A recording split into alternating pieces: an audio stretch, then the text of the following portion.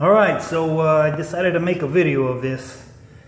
I'm sure that all of you are aware about the problems on the rectifier box on the Gsxrs, especially on these 06 model. I'm having an issue where I guess I'm guessing that my rectifier is getting hot when it hits the normal running temperature and it shuts off. I've already done checks on my bike on everything, on the stator, on the you know, all them regular deals that I've seen on the forums I've done. It's not working right. So I went to, and bear with me just a second, as you can see I already took all of this off, and what I'll be doing is I'm going to be trimming this bracket to make the bracket for the horn. Alright, and that I'll show you how it's going to work later on. And let me walk over here real quick. Excuse me. Alright, so I went to Home Depot and I bought these this plate. Okay, this is 16 gauge. Let me see if I can find the information here. As you can see, it's a 16 gauge 12 by 12, and let me get all the stuff out of here. Alright, so as you can see, let me find the price. I paid a total of $14 or something, $14.47. There you go. Okay, so what I did was I bought longer bolts that are gonna go onto the frame. All right, and then this is my plan. I'm gonna put the bracket where it used to sit. I'm gonna trim it so that I have my horn in place. I don't want to move that too much because the cables, I don't want to mess around with the cables. All right, and then I bought 2 spacers, which I'll show you guys here in a minute, so that you can find the right there, 1/4 inch long nylon. Okay, so you can see the 2 little spacers, and I bought the nut. Actually, is in packs of tubes. Okay, for the for the back of the horn. Okay, sorry, for the bolt that holds the horn onto the bracket, which is this bad boy here. So that we will be using, and I also bought a a washer. Okay, because as you can see, this hole is kind of big, so I'm going to put in this washer right here. All right, so I'm going to be cutting a plate out of this. All right, I'm going to use my grinder and my my Dremel and all this drill. All right, I'm going to take it, I'm going to cut it, and I'm going to put this bad boy here onto this hole. All right, I want to make a long video on this, but I'll give you a little bit of an update as soon as I get this bad boy going. All right, see you soon. All right, so I forgot to do in the prior segment, the 2 bolts that which used to have Allen bolts on it.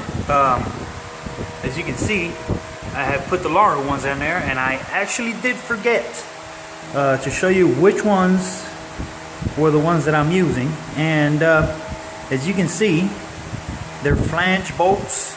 All right, M6 is the type of bolt, and it's 1.0 by 30 millimeter. These are matrix bolts, so you're gonna have to get a matrix. And for the one that goes on the horn, which is actually the one that's screwed onto this part. All right, you can see it screwed onto this bad boy here. All right, which this is the bolt that I got out of there. All right, this is the pitch and the bolt pattern for this one. Focus. All right, M8 125.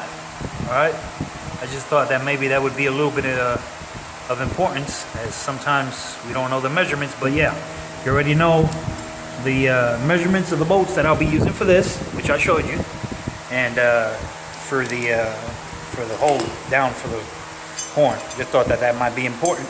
it would be to me, because you don't have to run around Home Depot trying to find somebody to get you those bolts or the measurements. So you already got them. First step I'm going to do, I'm going to chop this bad boy up after I take the measurements for where the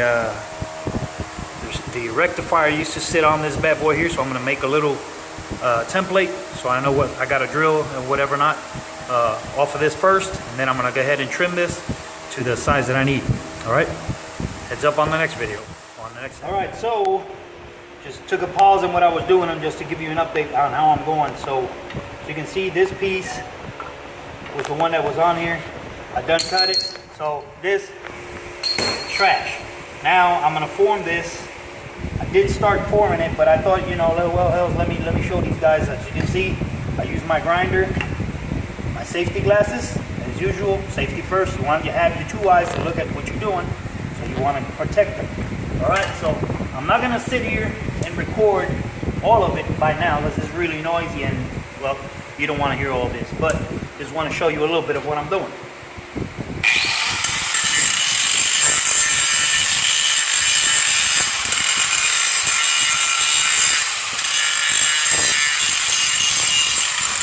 All you want to do is form.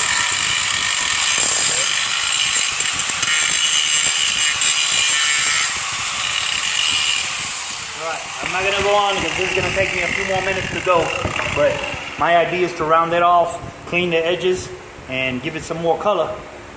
Surely it's gonna be black.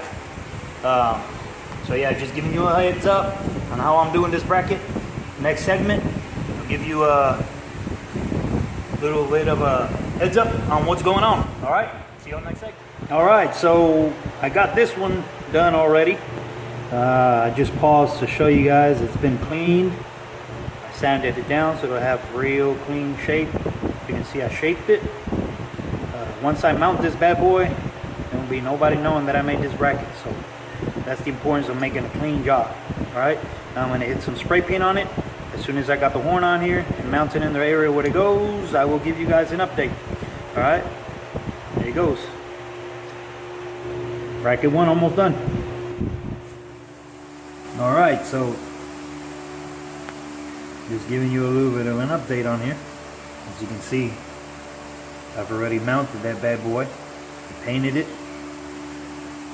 It looks relatively stock. I mean, once I put this bad boy in there, you won't tell. Couldn't be able to tell if I made this or did it come like that or whatever. As you've seen, I used this hole in here to keep it from moving around and flip-flopping. And then the actual rectifier had a rubber grommet, as you can see right there. It's squished in there, in here. And get that in there. Okay. And that'll keep it tight in place. So that's the first bracket done. Looks pretty good to me.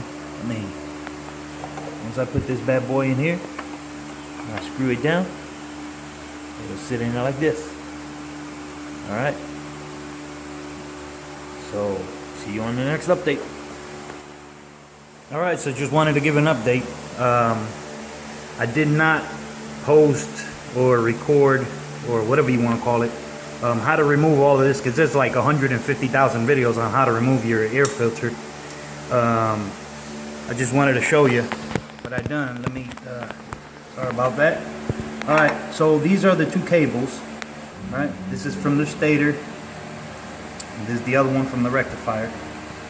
The one that plugs in from your stator and the one that comes in from the main wiring harness. I did put a strap on it, cable strap, kind of loose, not too tight, so I don't have all of this hanging out of this part here.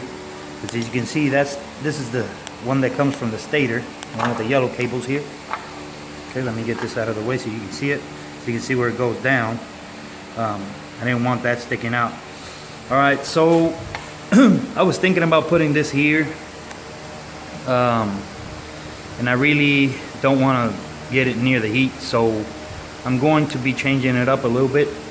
I'm just going to go ahead and come straight off as close as I can to this portion right here, so that I don't have all of that deal. Plus, it'll be sticking out the hole on the fairing. So you know, I thought about doing it here so it'll look cleaner or whatever, but yeah, it's custom stuff. You go changing as you go. But it'll be sitting pretty right around this area here. So it'll be a shorter bracket, less weight anyway. But I wanted to put it in that hole on the fairing per se, so that the air can hit it straight on it. So you know, it's a better factor also is to cooling it off. That's what we're doing this for. So if I stick it in here, it'll be closer to the heat on the engine, or the motor, whatever you want to call it, and it'll be close to, you know, the radiation, and heat soak is a son of a biscuit. So I'm gonna get it out here. All right. Something else that I wanted to talk about and give you a heads up on, or if you haven't done it, it's a good time to do it. Taking these off, it's a pain. And these, as you can see, I already flipped around. All right. When you come in from here, let me turn this around. When you come in from this side, off of the bike, these are all stuck together here in the middle. And because of your fuel injectors, it's really hard to get onto them. So what I did is I flipped them around, all right, and they'll be sitting in here like this. I don't know if you can see it.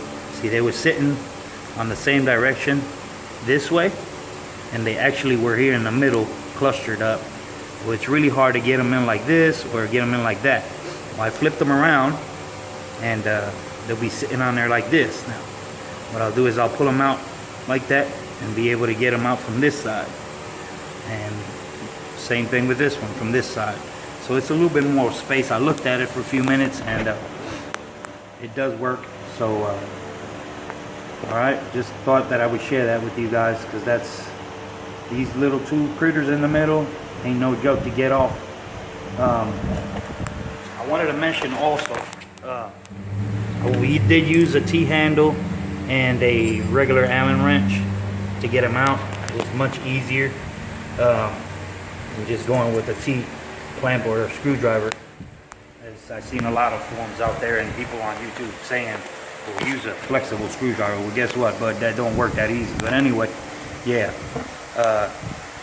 it should be pretty forward now with the T-clamp. With the T-wrench. Anyway, see you in the next section. Just wanted to give you guys an update on how I'm doing. I drawed out my stencil. I transferred it onto the piece of 16-gauge sheet, and I drilled the holes. I don't know if you can see it. 2 holes that are going to go into the stock location area, and the 2 holes that are going to go on the actual rectifier to hold it, cinch it down. Now what I'm going to do is I'm going to cut and form and test fit, and once everything is a-okay, I'm going to give it a coat of paint to match the bracket that I made out of the stock bracket for my horn, So just an update of what I'm doing. I want to show you guys if I can catch this on here. I don't know if it'll focus enough, but let me see. Oh yeah, you can't see that on there. I used a few drill bits. I went off the measurement on the stock bracket for the smaller holes. I actually want it kind of tight, so I went tested it so it could fit tight. So did I on this one, on the stock one. So everything fits as stock as possible. That's my deal. I want to do custom stuff to where it looks stock and nobody can even notice it. Alright, so that was just a little bit of an update here. I'm going to cut out and give it forming, and we'll see you on the next segment. Alright, so bracket is basically done. I'm down to test fitting it. It's already been cut and cleaned. I'm about to test fit it right now. Been grinded, looks good. I mean, I like to do my things nice, clean. So whenever I get done and I paint it, it's totally hidden and nobody knows that it's been tampered with, unless somebody that really knows about the situation or why do they do it. But regardless, I'm gonna mount it now. All right, so I ran up into a situation, and I'm gonna show you what it is. All right, you remember the spacers that I showed you? Well, I put them in here as to, you know, keeping, come on, focus. All right, trying to get the horn, since it's electrical, you know, this went through some heat issues, so trying to keep it away from heat. So I decided to put the little spacers in here, as you can see, just over here between where the OEM bracket went. All right, and I started tightening this, and I don't know if you can see right here where the bolt touches the frame, it starts pulling it away. All right, now let me zoom out real quick. It starts pushing into it as you start screwing in, and it starts doing like this. You know, it starts pushing out. So what I do, I go to, again, back to the hardware store. I'm not going to keep on giving these people promotion, but you already know what I already said prior to segments. Okay? And I bought these bad boys right here. Alright? I bought these, which is not that, you know, tall at the end here. Alright? And the bolt and the and the nuts, I'm actually been using nylon lock nuts. Okay, keep this bad boy in place, and that's the measurement, 1/4 inch, 20, and it's a course. Okay, and I went and got myself another set of 1/4 inch long nylon spacers. Okay, that's the part number, just in case you want to use it or whatever it is. Focus, come on, focus. Here you go. All right. So right there, all right, there's 2 pieces in here. Now I'm gonna redo this again. Remember, this is a custom deal, so custom means you're gonna have some work. So I'm gonna take it all apart and put all of these bad boys back in there and rearrange it a little bit and see how it goes. So I'll give you a update on the next segment. All right, so I'll tell you what, this worked out like a charm. As you can see, I'm gonna try to, let me go ahead and, I'm flickering it with my finger. As you can see, there's no movement whatsoever. That's why I went with these Teflon bushings. Take up a little bit of the movement, and as you can see, the horn is already mounted, but if focus here, you see all the room that there is. Not only it'll keep it away from the heat, a little more than what it was when it was all the way up here from stock and factory. It's a little bit more space for your sound to project away from the vehicle or the bike, whatever you want to call it. But besides that, man, this thing came out like a charm. Those screws work fine.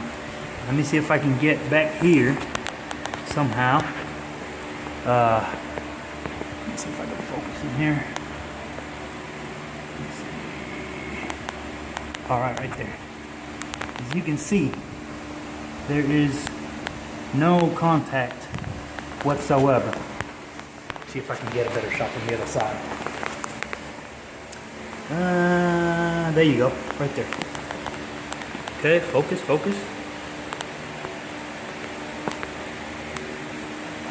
All right, there it goes. All right, so you can see there's no contact whatsoever from the bolts on the frame per se.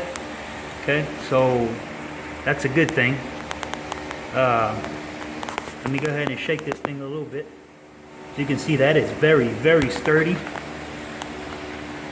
And like I said, this is sturdy. Everything came out perfect. Now, next step around will be to paint it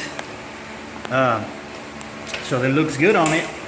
And I'm considering drilling some holes on this back plate to keep, you know, some air flowing through the rectifier as a cooling mechanism, you know, to give it a little bit more air, because the plate is sealed through the back, so there's no air coming in through the back of it. I'm considering doing that. I probably will, and I will paint it. And as soon as I get that all assembled and bolted in, I will give you another recap on the end of the video, and I'll do a startup just for giggles and so alright, I'll see you on the next segment. Alright, so as you can see, I did drill holes in it, try to keep the temperature down on the rectifier. So you can see these right here are smaller holes right here, so I'll be knowing that those are the ones that are going to hold my rectifier, and the other ones are just there for the trip of just passing some fresh air between the rectifier and the plate. This is good because this is what we're trying to keep away from. I guess you didn't need to make them, but that's just a insurance policy for me, to keep it down and cool. Alright, so now I'm going to go to the process of painting and final installation, where it's going to sit until it needs to be taken off. But besides that, this is the end of the install. On the next segment, I'll just show you guys how it ends up and what's looking good. On my spacers, I'm thinking I'm going to paint them black also, so they don't look, they don't stick out being white. But anyway, yeah, I'll follow up with you guys on the next segment. But this came up pretty good. I used my my grinder to clean up the holes, because you don't want no sharp edges. Due to maybe you might have to put your hand back there and you don't want to rip the skin off your fingers or your hand or whatever it is. Yeah, but that was it came out pretty good. It's smooth, it's clean, ready to go for paint. So I'll see you on the next segment. All right, my peeps, so we get into the home stretch. As you can see, the parts have been painted. They look really good. I did drill the holes out, as I told you before. They look good, so we can pass some air on to that rectifier. I did paint the little Teflon inserts. Okay, same paint, flat black. I think that flat black and matte black look better than this glossy spray. That's actually Sherwin-Williams from the professional line at the Sherwin-Williams store. So it's very good quality paint. Let's install this bad boy and see how it goes. See you in the next segment. All right, so as you can see, everything's on there. I haven't finished my fairings yet because I got a little bit more to do, but that's the way the fairing sits. I still need to do the bottom fairing and whatever, but since I just put my bike together, I need to do the clutch adjustment, so that's why I ain't all my fairings ain't in there yet. But as you can see, it sits in there with the paint done. The screws looking good. Everything is looking sexy. It doesn't touch nothing, as you can see.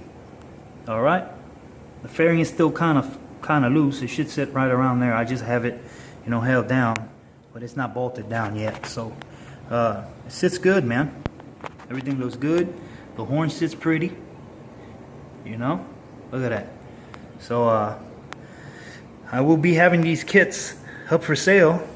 I haven't figured out the price with the hours and work put into it and this and that, but if you decide you want to get one, hit me up on my link below or leave a message and I'll get back to you as soon as I can. Thank you very much. Appreciate for watching, and good luck with that relocation.